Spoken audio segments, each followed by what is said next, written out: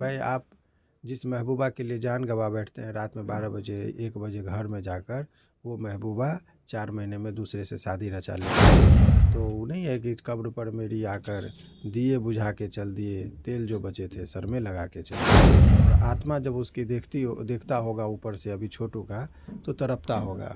और आरती जिसको श्रद्धांजलि देने की बात करती है, उसका आत्मा यही कहता होगा कि मेरे मरने के बाद मेरी कब्र पर मत आना, और आना तो फूल मत लाना, और यदि तुम धोखे से फूल ले भी आना तो मेरी कब्र पर मत चढ़ाना, क्योंकि मैं पहले से ही बहुत दब गया हूँ, मुझे और मत दबाना। सर, एक वीडियो क्लिप वायरल हो रहा है जिसमें कि आरती यह बोल रही है कि मेरा मानसिक संतुलन उस टाइम सही नहीं था, तो उससे क्या केस पर असर पड़ेगा? मेरा मानना है कि उस टाइम में भी मानसिक संतुलन नहीं था, अभी भी मानसिक संतुलन नहीं है, और कभी भी उसका मानसिक संतुलन नहीं है। कर्मी लोगों को समाज के साथ आंख से आंख मिलाने का साहस नहीं होता है। वो हर जगह वो इस्तेमाल कर रही है, कभी समाज का इस्तेमाल करती है, कभी पत्रकार का इस्तेमाल करती है, कभी जो है सो छोटू का इस्तेमाल करती है। तो एक चीज़ समझो, उसके नेचर में यूज एंड थ्रो है कि जिस चीज़ का जब तक इस्तेमाल करना है करो, फिर उसको छोड़ो। जो इसमें निर्दोष लोग का नाम पड़ गया है, तो उसमें ये लोग मच जाए, बस यही चीज़ हम चाहते हैं। नमस्ते, प्रणाम। मैं हूं मनीष तिवारी और आप देख रहे हैं संस्कृति बिहार। मैं अभी बिहार की राजधानी पटना में और पटना के हाई कोर्ट में हूं, और यहां पर हमारे बीच हैं पटना के प्रसिद्ध वकील शिवनंदन भारती जी, जो लगातार आरती छोटू के मैटर पर बयान देते हुए नज़र आते हैं। कुछ लोगों को यह बयान काफ़ी विवादित नज़र आता है, तो कुछ लोग इनके पक्ष में होते हैं। चलिए हम सीधे इनसे बात करते हैं। सर, आप छोटू आरती को लेकर कई तरह के बयान देते हैं, लोग इन पे गलत गलत अफवाह आपके लिए भी उड़ाते हैं। कुछ लोग आपके पक्ष में होते हैं और कुछ लोग आपके विपक्ष में होते हैं। क्या कहेंगे इस मैटर पे? देखिए, सबसे पहले तो मैं आपका स्वागत करता हूं कि आपने इतनी बेबाकी से बातों को रखा। तो जानकारी के लिए मैं बता दूं कि जब आपने कहा कि विवादों में, ऐसा मैं कोई बयान वगैरह का जहां तक जिक्र है वो देता नहीं हूं। और इस बात को मैं सिरे से खारिज करता हूं कि लोग हमारे विरोध में बोलते हैं या लिखते हैं। जो भी समझदार लोग हैं, वो अब लोग हमें साधुवाद देते हैं। अब दुबई से कहाँ कहाँ से लोग मुझे कॉल करते हैं कि सर आपने समाज के वो जो संस्कृति जो है, आपका नाम भी आपके चैनल का संस्कृति है, और उस संस्कृति को बचाने का जो आपने बीड़ा उठाया है, तो उस पर वो लोग मुझे साधुवाद ही देते हैं। अब रही बात, कुछ लोग शुरुआती दौर में, सर, एक वीडियो क्लिप वायरल हो रहा है जिसमें कि आरती यह बोल रही है कि मेरा मानसिक संतुलन उस टाइम सही नहीं था, तो उससे क्या केस पर असर पड़ेगा? मेरा मानना है कि उस टाइम में भी मानसिक संतुलन नहीं था, अभी भी मानसिक संतुलन नहीं है, और कभी भी उसका मानसिक संतुलन नहीं था। और यही बात तो मैं चीख चीख कर रहा हूँ, बार बार कह रहा हूँ कि एक नॉर्मल बिहेव ये हो ही नहीं सकता है। ये एक एबनॉर्मल बिहेव है, इसीलिए उसके बात का कोई बात यकीन करने लायक नहीं है। और जो आदमी खुद स्वीकार कर रहा है कि मेरी मानसिक संतुलन नहीं थी, वो क्या बोल रही थी, क्या बोल नहीं बोल रही थी, इसका जब सेंस ही नहीं, तो लोग जो एक ओपिनियन बना लिया है कि छोटू की हत्या हुई है। यही तो मैं कह रहा हूँ कि जो चश्मदीद गवाह है उस पूरे केस का, जो अपनी आंखों से देखा है, उसका मानसिक संतुलन नहीं है, तो उसके बाद का क्या यकीन। यही तो मैं कह रहा हूँ कि उसकी हत्या नहीं हुई है वहाँ पर, वो आत्महत्या किया है। वहाँ पर वो गया, वो आत्महत्या किया है या हदस के मरा है, दो ही चीज़ है। कभी कभी क्या होता है, नेचुरल फिनोमेना में आप समझिए। आप लोगों, बहुत लोगों को ये लगता है कि वकील हैं इसीलिए उनकी पक्ष रखता है, वो ऐसी बात नहीं। मैं नेचुरल उन्हीं लोगों पर जो जो जनता आज इस चीज़ को देख रही है उसके तरफ से मैं बोल रहा हूँ कि एक सोचिए कि 2 बजे रात में कोई लड़का किसी के घर में घुसता हो, और यदि वो पकड़ा जाता हो, चारों तरफ से गांव के लोग घेर लेता हो, और उसको रूम में बंद कर दिया जाए, उसके बाद उसको उसकी क्या प्रतिक्रिया होगी। कोई भी नेचुरल आदमी लगेगा कि अरे बहुत गलत काम किया, हमने कुकर्म किया, पकड़े गए, समाज को किस मुंह से अब हम इसका सामना करेंगे। उसके माँ बाप को कॉल गया, अब बोला माँ बाप से नज़र, क्योंकि था तो भाई गलत अवैध काम था। जिस प्यार को आज डंके की चोट पर आप प्यार कहते हैं, हमारे समाज में उसको बिना शादी के यदि कोई शारीरिक संबंध बनाता है, उसको कुकर्म कहते हैं। तो कुकर्म, और जो काम करता है कुकर्म का, उसको कुकर्मी बोला गया है। और कुकर्मी लोगों को समाज के साथ आंख से आंख मिलाने का साहस नहीं होता है। ये इंटरनल बात मैंने बोल दिया। तो ऐसे परिस्थिति में ये भी तो हो सकता है कि वो लड़का हदस गया हो कि अब क्या होगा, कहीं मार तो नहीं देगा, मारपीट लगा भी था, जो नेचुरल रिएक्शन था। तो उस डर से आदमी का हार्ट फेल कर जाता है। या लड़का आदमी चाहता है कि अरे अब क्या करेंगे, उस परिस्थिति का सामना करने की स्थिति में नहीं होता और लोक लज्जा की वजह से आत्महत्या कर लिया हो। और इसमें हमारी बात का तर्क है, तर्क ये है कि जब वो आरती के बयान को देखिए, वो कहती है कि हमको एक रूम में बंद कर दिया गया।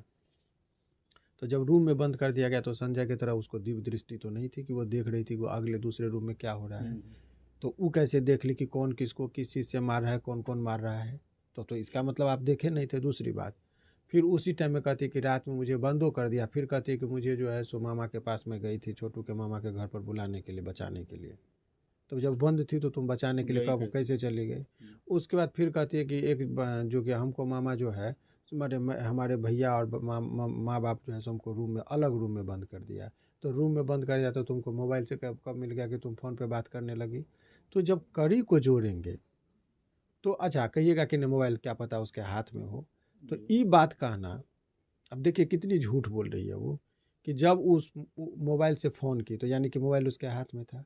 तो फिर ये कहना कि हमारी भाभी मोबाइल पर बात करते हुए गई थी और छोटू को बुलाई थी और मेरे ही मोबाइल से बुलाई थी, तो फिर उसके पास मोबाइल कैसे चला गया। तो भाभी के हाथ में होना चाहिए। तो ये तमाम तरह का चीज़ जो है सो उसके फर्जीपन का, उसके खोखलेपन को उजागर करती है। तो ये अब तो कोई मूर्ख होगा वही आदमी कहेगा कि वो सत्यवादी है। जो समाज का आपने कहा कि 1% लड़के, अच्छा हाँ, जो कुछ 1% लड़के थे उस टाइम में जज्बाती होकर उसका समर्थन कर रहे थे, क्योंकि ये देश जो है में बहुत सारे लोग हैं, विभिन्न मतांतर के लोग हैं। तो उन लोगों का ये कहना कि इन्होंने प्यार की बहुत मिसाल पेश की। अब उन आशिकों का भी दिल टूट गया कि 6 महीने के अंदर में दूसरी शादी कर ली। तो अब सभी की आंखें खुल गई है और उसका जो है सो असली चेहरा जो था वो सामने आ गया है कि वो लड़की, आपको लगता है मानसिक संतुलन ये वो, और वो लड़की पूरी तरीके से जो भी काम कर रही है बहुत सुनियोजित तरीके से कर रही है। दरअसल वो इक्वली गुनहगार है। छोटू को रात में 2 बजे लेकिन सर वो तो ये बोल रही है कि मैं उमेश यादव के यहाँ विधवा बन करके, कुंवारी विधवा बन करके रह रही थी। तो फिर इस पे आप क्या कहेंगे?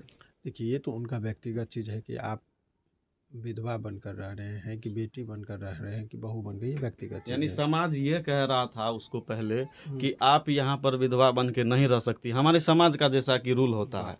ठीक है जी, तो इस विषय पर आप क्या कहेंगे? देखिए आप एक चीज़ जान लीजिए कि जब कोई व्यक्ति ये कह रही है कि हमको समाज का एक दबाव था, सोशल प्रेशर की वजह से, तो एक चीज़ ये देखिए समाज को भी इस्तेमाल कर रही है वो हर जगह वो इस्तेमाल कर रही है। कभी समाज का इस्तेमाल करती है, कभी पत्रकार का इस्तेमाल करती है, कभी जो है सो छोटू का इस्तेमाल करती है। तो एक चीज़ समझिए उसके नेचर में यूज एंड थ्रो है कि जिस चीज़ का जब तक इस्तेमाल करना है करो, फिर उसको छोड़ दो। और उसी कड़ी में छोटू की मौत होती है। छोटू उसको शारीरिक, अब कहना नहीं चाहिए, लेकिन उसको भावनात्मक लगाव नहीं था।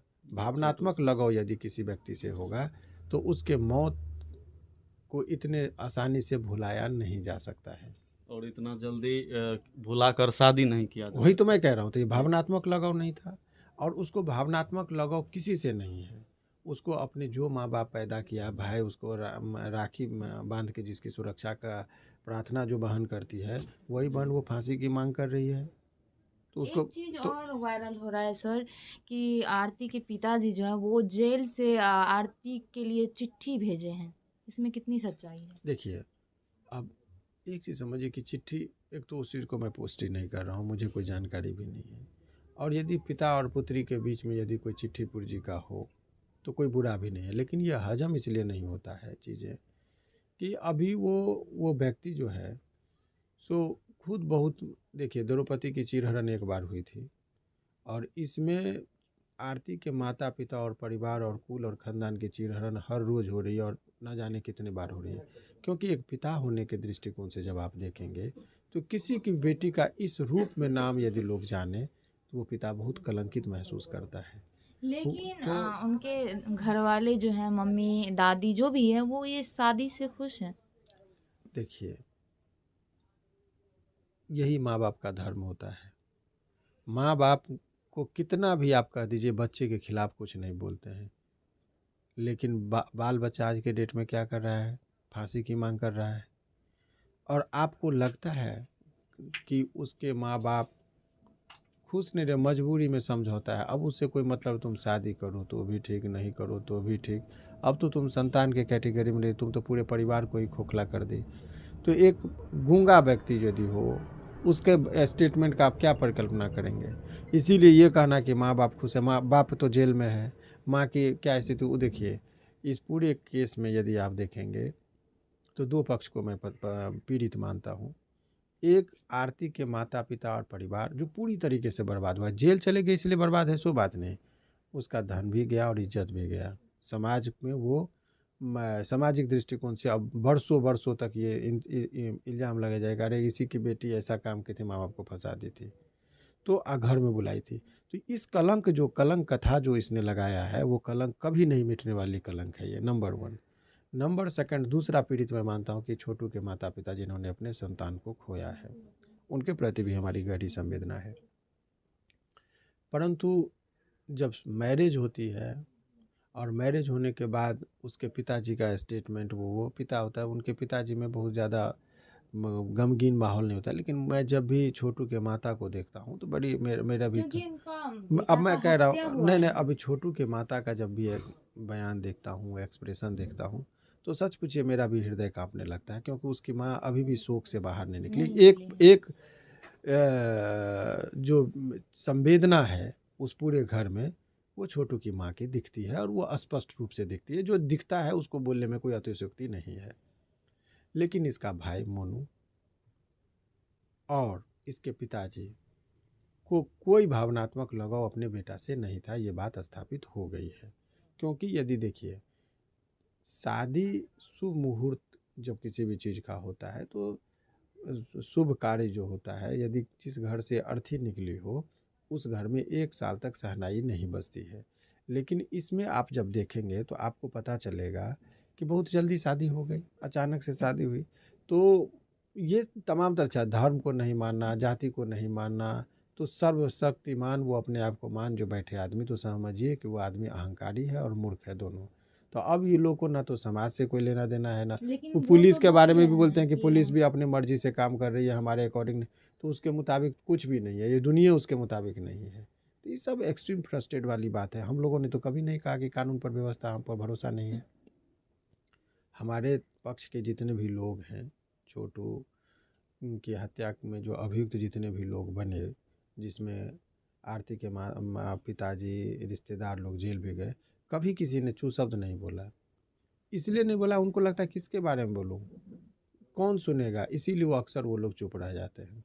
लेकिन जो आज के कलयुगी में जो है कि जो लोग बूढ़े होते हैं वो चीख चीख कर बोलते हैं, सच्चा लोग चुप रहता है, इसीलिए सच्चा लोग को ही लोग अपराधी समझ बैठते हैं, यही मजबूरी होती है। लेकिन सर आपने कहा था कि बहुत जल्द से छोटू के जो पिताजी हैं, भाई हैं और जो भी 9 लोग हैं, उन लोगों को जल्द से जल्द बाहर निकलवा लेंगे जेल से। जी, तो इस पे क्या कहेंगे सर? देखिए आप एक चीज़ समझिए, बहुत अच्छा बात आपने कहा। कुछ प्रक्रिया, लॉ है, कानून है, प्रक्रिया से हो कि यदि कोई महिला गर्भवती हो तो 9 महीने उसको कोख में बच्चा को रखना होता है, तभी ना कोई डॉक्टर ऑपरेशनों करके निकालता है। आप कहिएगा कि 3 महीना में ऑपरेशन करके निकाल दीजिए तो पेट चीर के निकालिए देगा तो बच्चा तो बचेगा नहीं। तो ठीक उसी तरीके से अब न्यायिक प्रक्रिया में जब मामला चला गया, जेल गया, तो मर्डर केस में यदि आपका नाम आ जाता है तो सामान्य प्रक्रिया में लोअर कोर्ट बेल नहीं देती है और हाई कोर्ट में आने में नंबर में समय लगता है। तो जैसे ही फाइल है हाई कोर्ट में उनका बेल, और पूरे विश्वास के साथ मैं कह सकता हूँ कि चूँकि वो लोग निर्दोष है और न्यायपालिका पर पूरा यकीन है कि इन लोगों को बहुत जल्दी जो है सो जेल से मुक्त करेंगे, ऐसा मेरा विश्वास है। लेकिन न्यायपालिका का अपना चश्मा और अपना पैमाना होता है, तो मैं ये भी नहीं कहता हूँ कि निकल ही जाएगा, ये कहना न्यायपालिका की तौहीन हो जाएगी, इसीलिए मैं ये सब नहीं कह सकता पहले। लेकिन इतने पर्याप्त सबूत हैं कि ये लोग निकल जाएंगे, देर सवेरे लोगों को न्याय मिलेगी तो वो बाहर निकल जाएंगे उन लोग।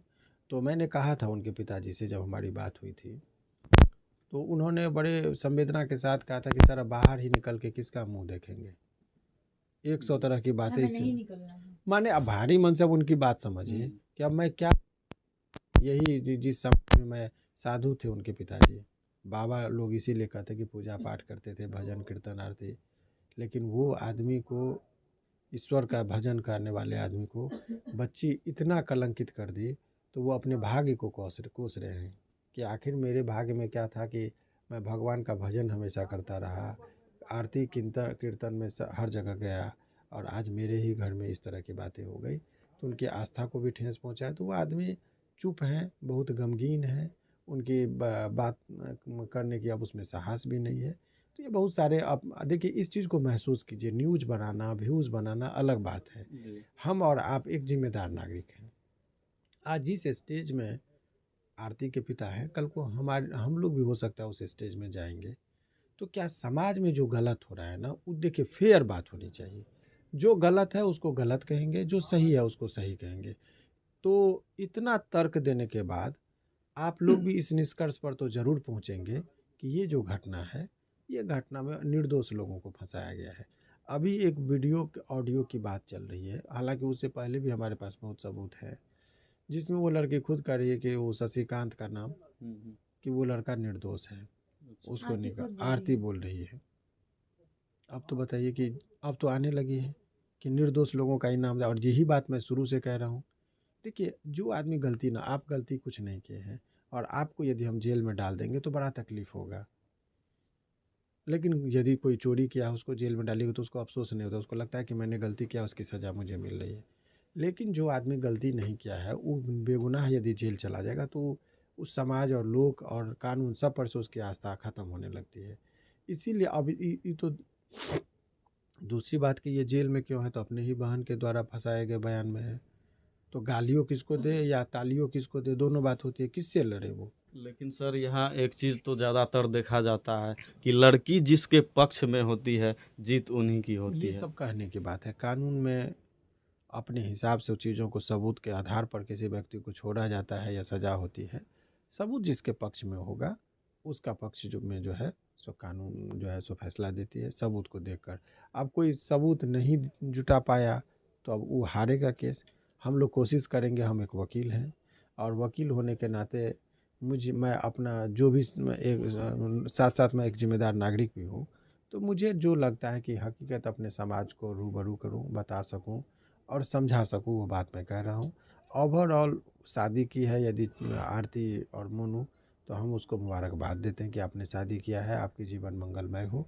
परंतु आप उन निर्दोष लोगों को जिनको आपने झूठे मुकदमे में फंसा रखा है उनको निकालिए, तब आपका भी वैवाहिक जीवन बहुत सुखमय होगा। यानी कि सर आप शादी के लेकर भी उनको शुभकामनाएं देते हैं। साथ ही साथ छोटू की जो हत्या हुई है या जो भी कहें, अभी कोर्ट ने फाइनल नहीं किया है, तो उसके भी साथ है आप। बस आप ये चाहते हैं कि जो निर्दोष लोग हैं वो छूट जाएं। बिल्कुल, जो इसमें निर्दोष लोग का नाम पड़ गया है तो उसमें ये लोग बच जाए, बस यही चीज़ हम चाह रहे हैं। तो बहुत बहुत धन्यवाद सर आपका, आपने इतना कीमती समय दिया। तो जाते जाते लास्ट में सर क्या कहेंगे सामाजिक दृष्टिकोण से सर? समाज के उन तमाम युवाओं को जो उन्मादी होकर मोहब्बत के जाल में फंस जाते हैं और झूठे फरेबी मोहब्बत में पड़ते हैं, उनके लिए यही मैसेज है कि भाई आप जिस महबूबा के लिए जान गंवा बैठते हैं रात में 12 बजे 1 बजे घर में जाकर, वो महबूबा 4 महीने में दूसरे से शादी रचा लेती है। तो नहीं है कि कब्र पर मेरी आकर दिए बुझा के चल दिए, तेल जो बचे थे सर में लगा के चल दिए। तो ऐसे लोगों से बच कर रहिए। और आत्मा जब उसकी देखता होगा ऊपर से अभी छोटू का, तो तड़पता होगा। और आरती जिसको श्रद्धांजलि देने की बात करती है, उसका आत्मा यही कहता होगा कि मेरे मरने के बाद मेरी कब्र पर मत आना, और आना तो फूल मत लाना, और यदि तुम धोखे से फूल ले भी आना तो मेरी कब्र पर मत चढ़ाना, क्योंकि मैं पहले से ही बहुत दब गया हूँ, मुझे और मत दबाना। बहुत बहुत शुक्रिया, धन्यवाद सर आपका। बाकी आप लोग को वीडियो कैसा लगा कमेंट में अपना राय विचार ज़रूर दीजिएगा। Thank you.